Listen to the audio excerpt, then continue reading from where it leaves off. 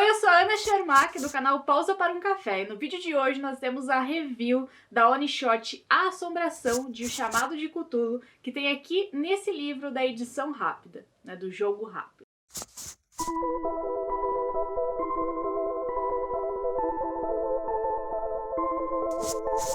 Nós temos aqui no canal um projeto no Catarse, onde você pode nos apoiar mensalmente para que façamos novos vídeos, enfim, novos conteúdos aqui, inclusive para que a gente continue com o Lendo Dante. Os apoiadores no Catarse têm direito a várias coisas, e uma dessas coisas é poder se aventurar em algumas Onishots junto comigo. E os passarinhos estão cantando.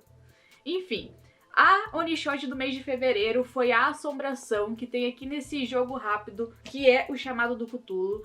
E isso é uma ideia de trazer Onishots gratuitas ou não, para que a gente mestre para esses apoiadores, para que eles também possam mestrar em suas mesas, enfim, e para vocês também. Então a gente vai mestrar para esses apoiadores, vai fazer uma review aqui, e quem for apoiador lá no Catarse vai receber itens extras, como as músicas que eu usei durante o jogo, as fichas dos personagens que eu criei, enfim, vários itens extras para poder mestrar essa mesa para os seus amigos, enfim, o que vocês quiserem. Mas aqui vocês só têm a review, tá? Esses itens extras é exclusivo para os apoiadores. Vamos lá. Chamado do Cthulhu é lançado aqui no Brasil pela editora New Order, foi lançado em financiamento coletivo, eu apoiei os PDFs, mas peguei também esse jogo rápido. E nesse item, que tem algumas regras, algumas informações, a gente tem uma Onishot que pode servir para introduzir os seus personagens em uma campanha, enfim, uma aventura maior de O Chamado do Cthulhu. Chamado de Cthulhu é um jogo que é inspirado em HP Lovecraft, nas histórias de HP Lovecraft, inclusive no Cthulhu. E, para quem é inscrito mais velho, sabe que este canal aqui nasceu a partir da leitura de um livro do HP Lovecraft, foi O Chamado do Cthulhu, e a partir daí eu quis começar a escrever sobre literatura na internet, enfim. Então nós temos uma ligação, nada mais justo do que começar essas Onishots com Cthulhu. O PDF desse jogo rápido você consegue baixar gratuitamente lá no site da New Order, eu vou deixar o link aqui. E aqui você tem basicamente tudo que você precisa para narrar essa Onishot. Ela durou ali com a gente umas 4, 5 horas. Eu diria que foi umas 5 horas porque teve uma introdução ali que eu fiz para os jogadores para explicar um pouquinho as regras, como que seria, enfim, tudo para explicar um pouquinho para o jogo andar um pouco mais rápido e melhor. Então a gente teve uma introdução, expliquei as regras, isso é bacana para você que vai começar a mestrar um sistema novo para os seus jogadores. Explica um pouquinho como funciona a dinâmica das rolagens, por isso sim você precisa ler e ter um conhecimento prévio para, né, adiantar ali, não ficar meio perdido. Às vezes você fica porque é um sistema novo, é algo que você não saiba, tá tudo bem também, você não precisa saber tudo, tá? Vamos ser legal com o mestre. Mas, enfim, comecei a narrar essa aventura que é a Assombração. A história dela tem um senhor que é dono de várias casas e ele chega para os seus amigos lá nos anos de 1920 e fala, ó, eu tenho uma casa e aconteceu umas coisas bizarras lá e eu preciso alugar ou vender essa casa e vocês precisam o quê? Me ajudar investigando esse mistério. E aí o grupo vai investigar esse mistério. Eu fiz 4 fichas, um médico, um jornalista, um detetive particular e um padre.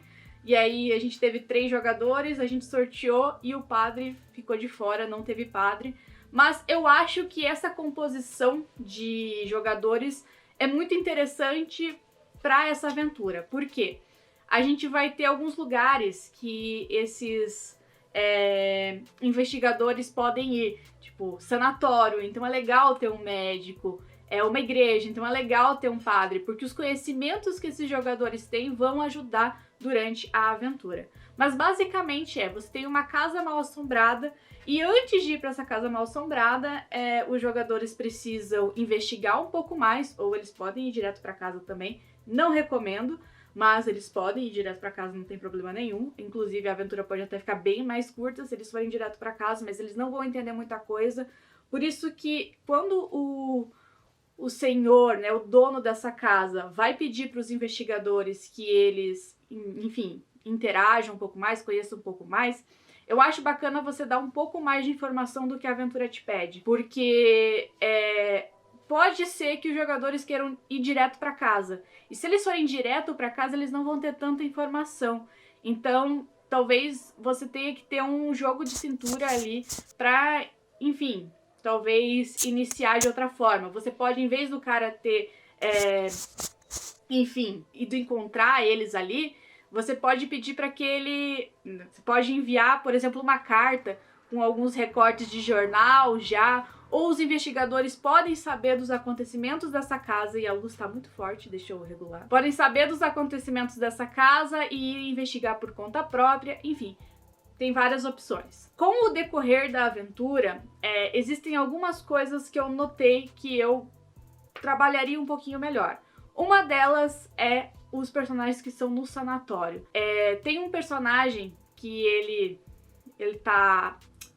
já perdeu completamente a sanidade dele, né, esse NPC, e ele só diz a mesma frase sempre, sabe? É uma coisa que pode ajudar os personagens durante o jogo, se eles se lembrarem. Mas eu daria algumas... Eu colocaria nesse personagem algumas outras frases, outras chamadas pra ele, pra que pudesse enganar talvez um pouco os personagens, se criasse aquela questão de não saber completamente em quem confiar e coisas assim. Então você pode ter diferentes situações que você pode inserir aqui dentro dessa aventura. Ela é bem ampla.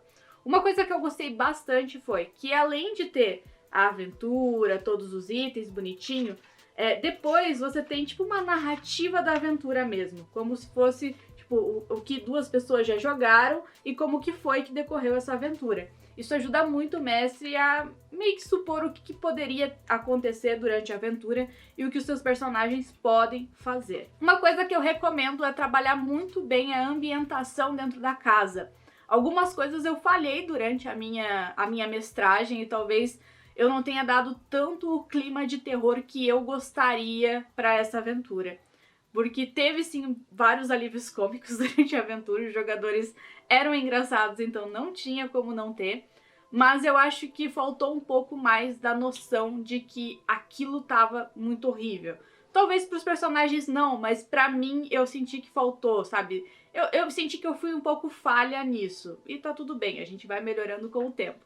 Mas as músicas podem influenciar bastante, talvez trazer algumas imagens da casa, porque aqui a gente não tem, a gente tem um mapa, mas talvez se você trazer algumas imagens da casa para mostrar mais pro pessoal um pouco daquela ambientação ali, o que tá acontecendo, como é que essa casa tá, porque ela tá meio queimada, ela tá suja, a assombração que existe nessa casa, ela interfere na casa, ela vai fazendo coisas pros personagens enquanto eles vão investigando a casa, então a casa sangra,